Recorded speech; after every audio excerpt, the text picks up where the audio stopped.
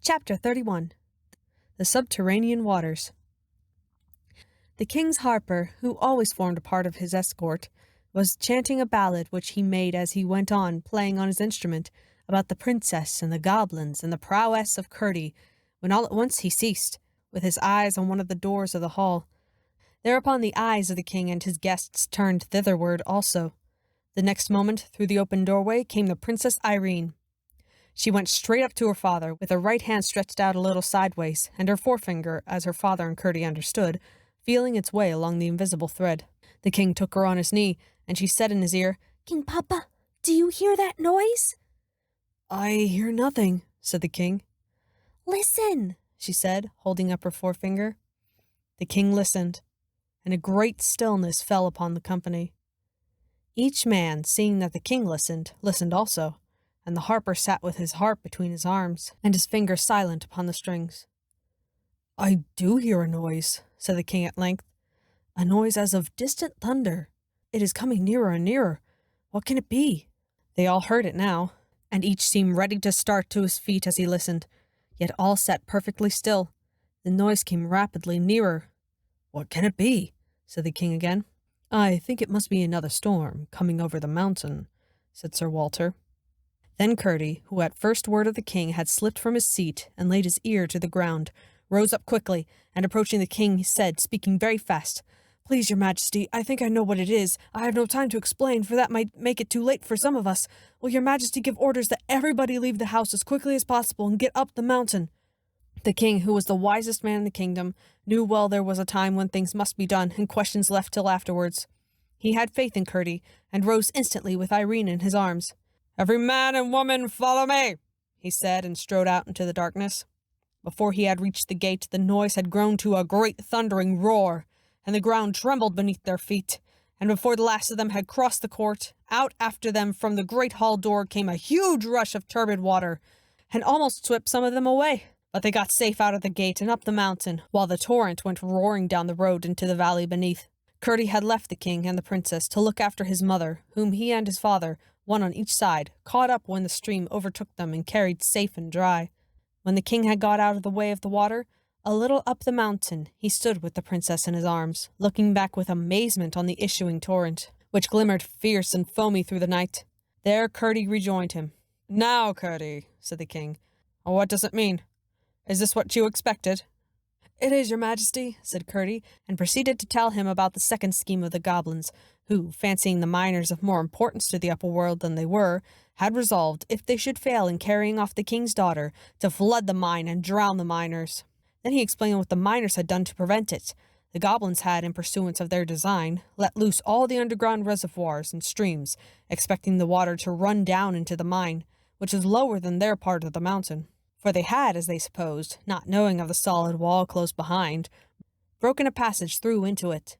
But the readiest outlet the water could find had turned out to be the tunnel they had made to the king's house, the possibility of which catastrophe had not occurred to the young miner until he had laid his ear to the floor of the hall. What was then to be done? The house appeared in danger of falling, and every moment the torrent was increasing. "We must set out at once," said the king. "But how to get at the horses?" "Shall I see if we can manage that?" said Curdie. "Do," said the king. Curdie gathered the men-at-arms and took them over the garden wall and so to the stables. They found their horses in terror. The water was rising fast around them, and it was quite time they were got out, except by riding them through the stream, which was now pouring from the lower windows as well as the door. As one horse was quite enough for any man to manage through such a torrent, Curdie got on the king's white charger, and leading the way, brought them all to safety in the rising ground. "Look, look, Curdie!" cried Irene, the moment that, having dismounted, he led the horse up to the king. Curdie did look, and saw high in the air, somewhere about the top of the king's house, a great globe of light shining like the purest silver.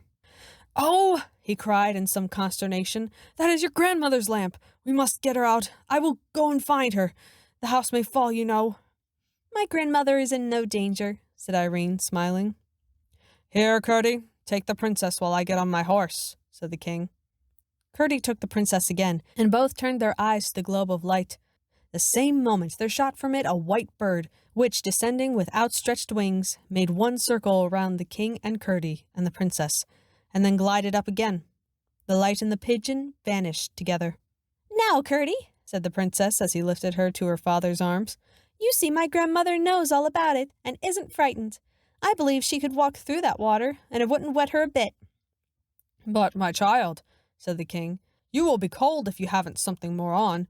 Run, Curdie, my boy, and fetch anything you can lay your hands on to keep the princess warm. We have a long ride before us." Curdie was gone in a moment, and soon returned with a great rich fur, and the news that dead goblins were tossing about in the current through the house.